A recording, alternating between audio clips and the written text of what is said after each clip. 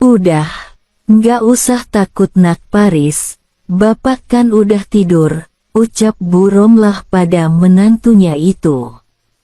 Tapi Bu, kalau bapak dengar, gimana? Ucap Paris ragu-ragu. Ya jangan sampai dia dengar atuh, sahut Bu Romlah lagi, sambil mengedipkan matanya. Mendengar hal itu, Paris pun tersenyum, dan dengan ragu, ia pun memulai debutnya itu. Lalu, selanjutnya, ya begitulah kira-kira, semua itu terus berlanjut, dalam pekerjaan yang tidak wajar itu. Keakraban yang terjalin antara Paris dan Bu Romlah, mertuanya, keduanya sama-sama hanyut akan kebersamaan. Mereka bahkan tak peduli dengan resiko yang mungkin saja akan menimpa keduanya. Dan kisah itu bermula ketika suatu malam, di mana Paris duduk termenung di teras rumah, dengan ditemani secangkir kopi di meja. Saat itu, bayangan istrinya mendadak hadir lagi, rasa kangen pada mendiang sang istri, membuat kebutuhan itu tak tersalurkan. Paris sendiri merupakan seorang yatim piatu. Sehari-hari, ia bekerja menjadi buruh proyek, dan masih menumpang tinggal di kediaman kedua mertuanya, Pak Handoko dan Bu Romlah. Dulu, saat pacaran dengan mendiang istrinya, Paris memang tak sengaja melakukan kesalahan, yaitu menghalimi Eli, mendiang istrinya, sampai akhirnya, terpaksalah mereka menikah, untuk menutupi aib keluarga. Dan dikarenakan belum mapan, serta tekanan ekonomi yang serba kekurangan, istrinya harus menjadi TKW di negeri tetangga, apalagi di sana, katanya gajinya besar, sehingga Eli tergiur untuk pergi mencari rezeki di sana. Tapi, belum genap 6 bulan bekerja, kabar duka pun datang dari istri Paris. Eli mengalami kecelakaan saat pergi ke pasar, dan meninggal sebelum mendapat pertolongan. Duka itu cukup membuat Paris terpukul. Baik Paris dan kedua mertuanya, merasa begitu kehilangan. Belum lagi, putra mereka yang masih berusia 2 tahun, harus kehilangan kasih sayang seorang ibu. Beruntung, bapak dan ibu mertua Paris sangatlah pengertian. Mereka masih mengizinkan Paris tinggal bersama mertuanya, dengan alasan, masih ada cucu yang membutuhkan kasih sayang. Demikian juga dengan Paris, ia bekerja sebagai buruh proyek. Paris selalu menunjukkan sikap yang rajin dalam bekerja. Meskipun sedikit banyak, ia masih ikut makan dengan mertuanya. Tapi, sebisa mungkin, pria itu ikut andil memberikan uang belanja untuk ibu mertuanya. Keakraban Paris dan mertuanya pun sangatlah baik. Hal itu terbukti, bagaimana kedua mertuanya itu memperlakukan Paris, seperti anak mereka sendiri. Tak seperti kebanyakan menantu, yang tinggal serumah dengan mertua, mereka sering ngobrol, dan juga bergurau bersama bapak mertuanya, Pak Handoko, yang berusia 61 tahun. Beliau sudah tak mampu lagi bekerja, lantaran sakit stroke sejak setahun belakangan. Sehari-hari, pria itu hanya tidur di kamar, sambil nonton TV seharian. Karena memang, tak ada lagi yang bisa dikerjakan. Sedangkan ibu mertuanya, Bu Romlah, selain merawat suami serta cucunya, wanita itu juga bekerja sebagai tukang cuci baju, dari rumah ke rumah. Pekerjaan itu tentu hanya cukup untuk membeli beras, tapi untunglah, kadang, ada tetangga yang baik hati memberi uang lebih, lantaran Bu Romlah merupakan orang yang cekatan, meski usia sudah 53 tahun. Bu Romlah masih nampak bugar. Hal itu pula lah yang membuat Bu Romlah sering dipanggil para tetangga untuk membersihkan rumah mereka. Sebulan pasca kepergian Eli, mungkin Paris masih bisa menahan kerinduannya. Tapi lewat 2 bulan, dan bulan berikutnya, kerinduan itu semakin menyiksa batinnya. Sebenarnya, Bu Romlah sudah menyarankan Paris untuk berkeluarga lagi, tapi Paris selalu menolaknya, dengan alasan ingin setia, ingin membuat putranya tak kecewa. Tapi, semakin lama, batinnya tak bisa kompromi, seperti malam itu, tepatnya saat jam 11 malam, Paris masih duduk di depan teras. Ia lantas masuk dalam rumah, berniat untuk tidur, dan berharap keinginannya mereda. Saat melewati ruang keluarga, nampak ibu mertua dan putranya tidur di depan TV. Semula, Paris mengabaikan mereka, tapi ketika langkahnya makin dekat, Paris justru menemukan panorama tak biasa pada ibu mertuanya. Nampak Bu Romlah lelap dengan menggunakan daster, yang rupanya sedikit hijrah dari tempat semula. Bahkan, persegitiga pun tak luput dari netra Paris. Spontan saja, suatu gejolakan Paris pun makin menjadi.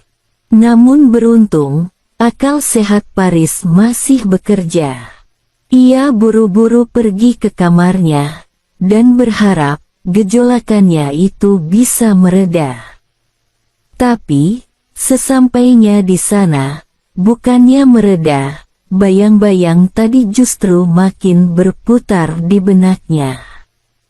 Karena tak dapat membendung gejolakan itu, akhirnya Paris pun sedikit membuka pintu, lalu melatih jemarinya sendiri, sambil memperhatikan ibu mertuanya.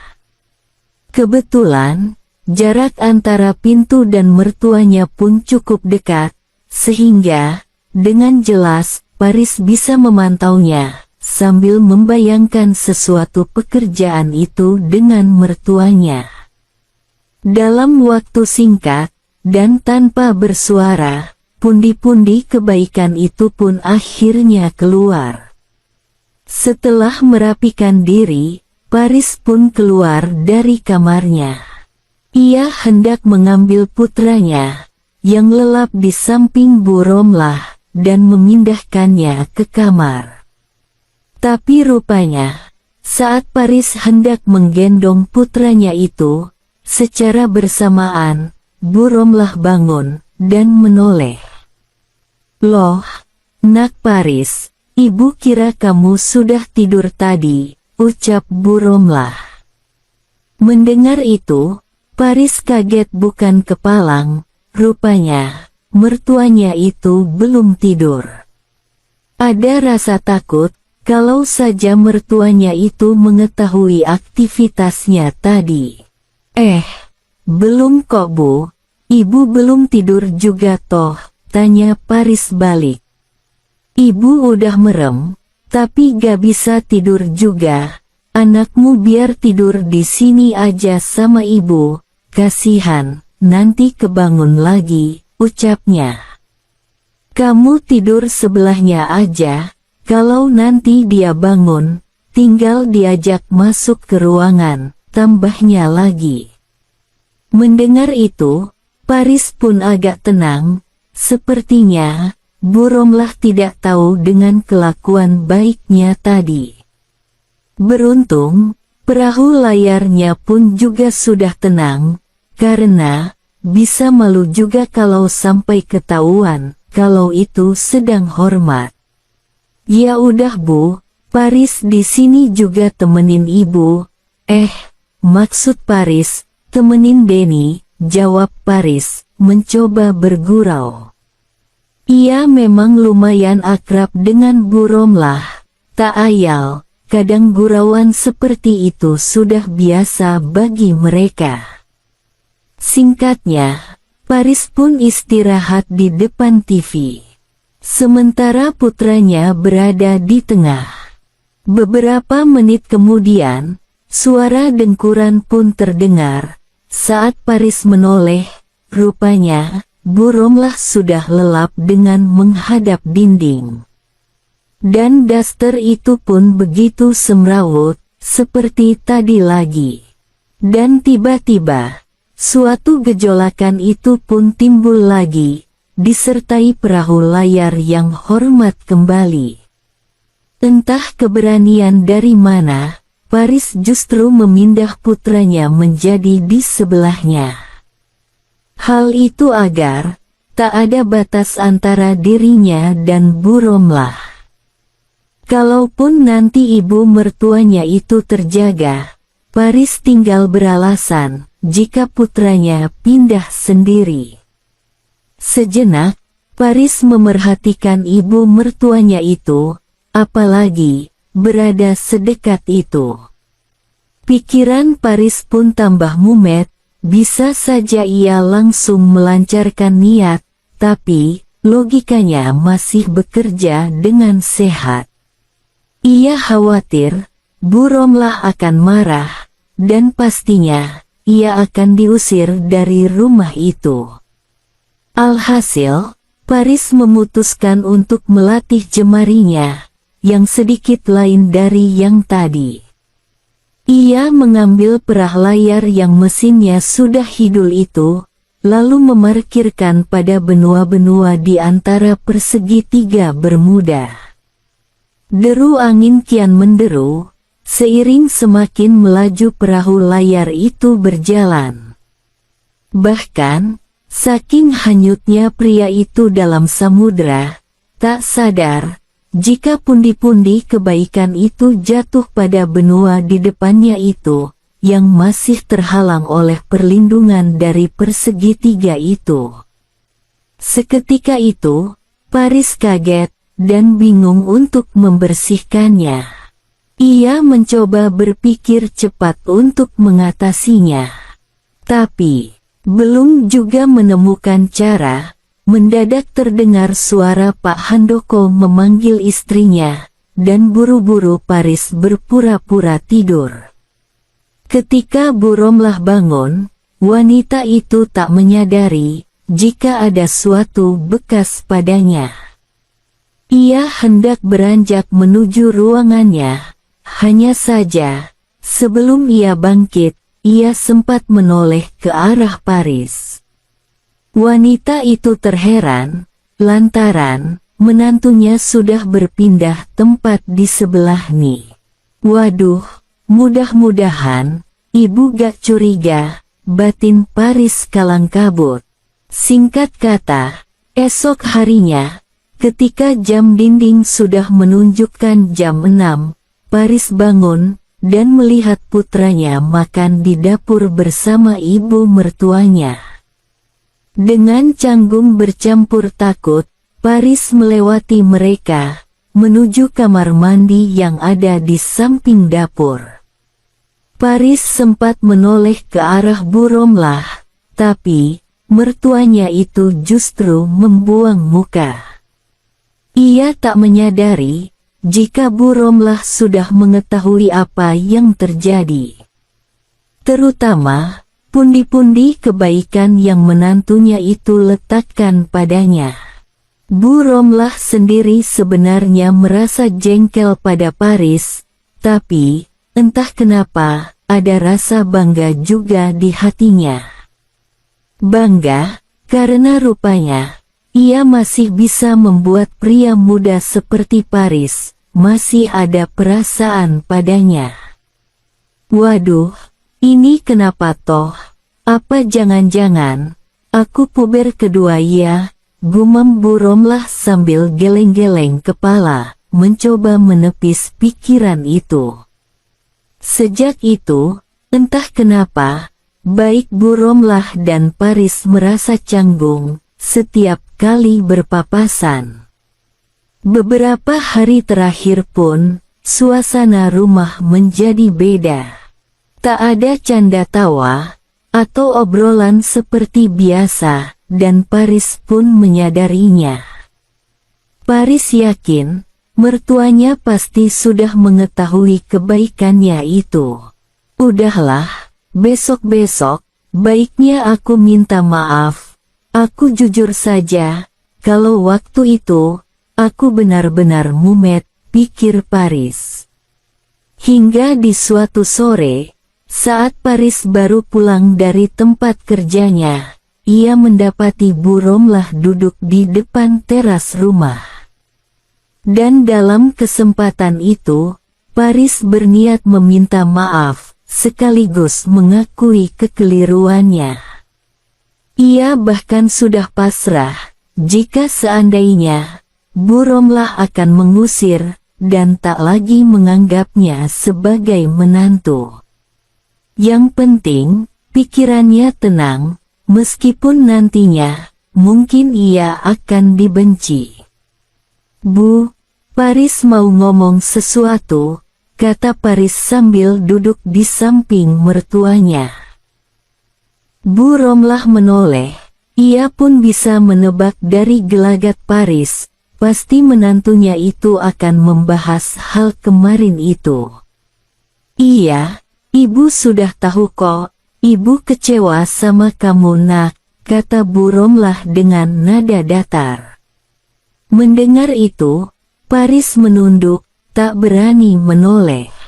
Maaf Bu, Paris kemarin benar-benar mumet, soalnya, Paris begitu rindu sama Eli, ungkap Paris. Jadi, kenapa harus pada Ibu toh nak, tanya Bu Romlah. Paris terdiam sejenak, ia bingung untuk menjawab.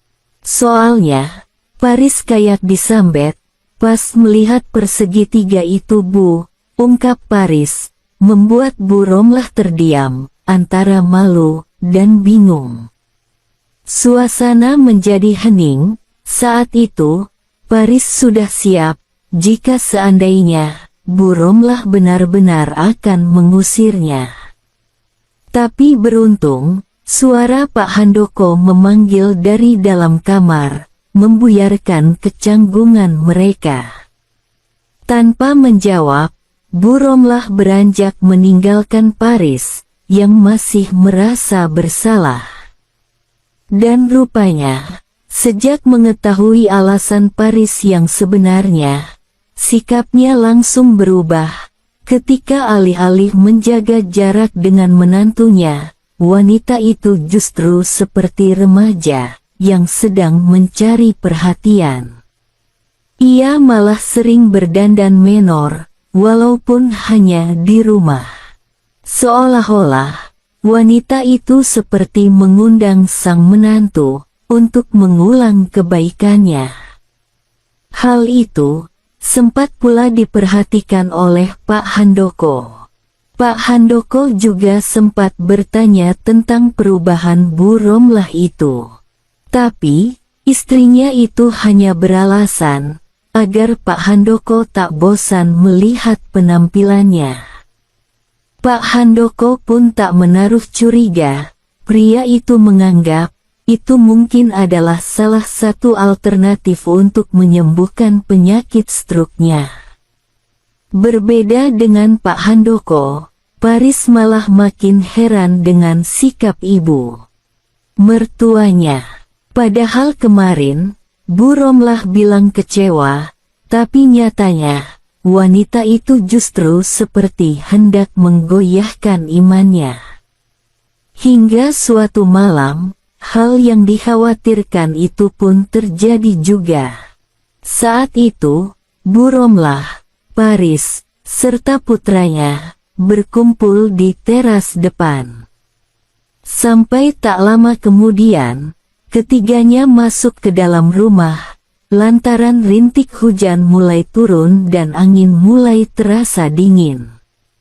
Di ruang keluarga, Paris menyalakan TV, sementara putranya yang mulai mengantuk, meminta Bu Romlah untuk menemaninya tidur di depan TV. Paris sendiri sebenarnya ingin mengajak putranya itu pindah, tapi Bu Romlah justru mencegahnya. Biarin aja di sini sama ibu, kalau sudah tidur, baru dipindah, ucap Bu Romlah.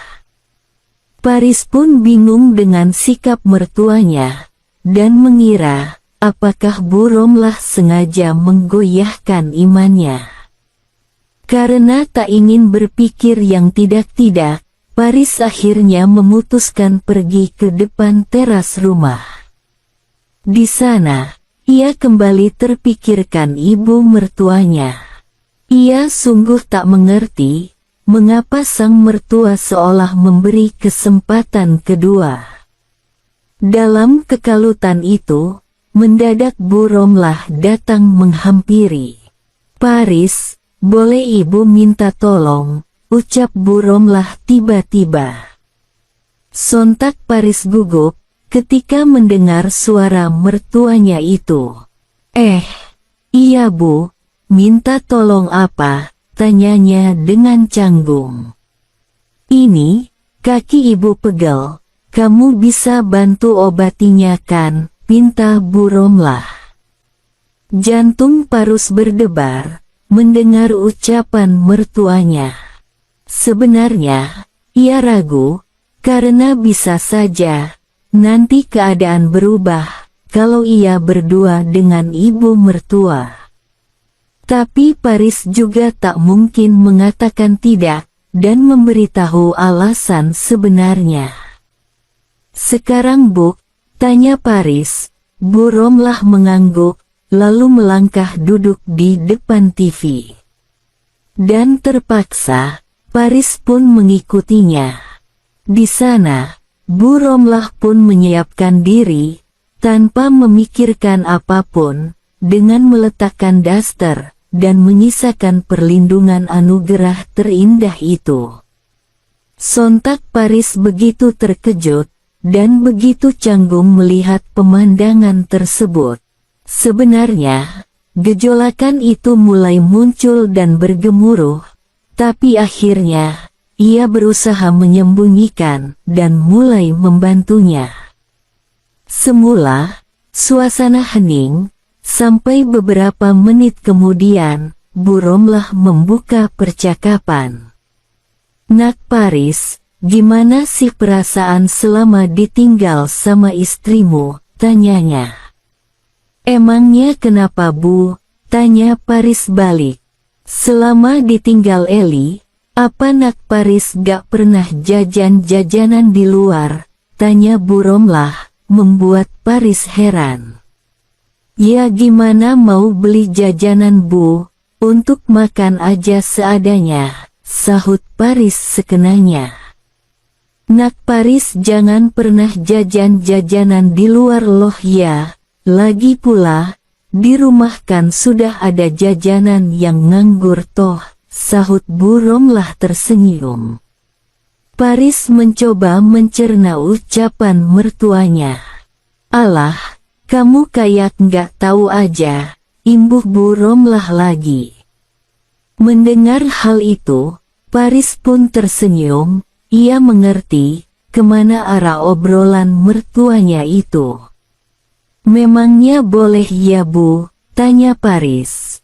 Bu Romlah tidak menjawab, tapi mendadak, ia berbalik sambil tersenyum. "Ya, pokoknya, bapakmu jangan sampai tahu toh Nak," jelas Bu Romlah. Rasa takut Paris pun hilang, setelah mendengar ucapan mertuanya. Ia tersenyum, "Iya Bu, Paris juga nggak ingin ada yang tahu," sahutnya. Tak ingin membuang waktu, Paris pun merapatkan barisannya, hingga sebuah sambutan ia haturkan. Bu Romlah pun senantiasa menyambutnya. Paris benar-benar tak mengira, jika pada akhirnya, ia bakal mendapat kebaikan itu dari mertuanya. Rasanya seperti mimpi yang belum pernah dialami sebelumnya.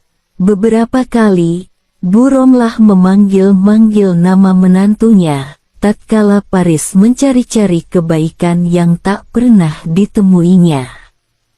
Dan setelah rampung, barulah Bu Romlah berubah haluan negara, menyiapkan hati dan pikirannya, dan begitulah selanjutnya, Paris berusaha konsisten melajukan perahu itu, menuju tujuan utama, dan tak ingin membuat mertuanya itu kecewa. Sementara itu, di ruangan yang letaknya tak jauh dari ruang TV, Pak Handoko nampak mengepalkan tangannya. Pria itu memang tak mengetahui secara langsung rapat paripurna itu, tapi ia bisa mendengar seruan-seruan kebaikan istri dan menantunya. Kepalanya terasa pusing, bahkan saking pusingnya, pria itu hendak mengambil segelas air meja depannya. Tapi sayangnya, gelas itu terjatuh. Pak Handoko tiba-tiba kaku, dan tak sadarkan diri. Takdir tak ada yang tahu, musibah tidak ada yang bisa menebak. Akhirnya, Pak Handoko menghembuskan nafas terakhirnya. Singkat cerita, setelah kepergian Pak Handoko untuk selamanya, karena tak ingin bersembunyi dari semuanya, Paris dan Bu Romlah akhirnya resmi menikah, walaupun hanya nikah siri.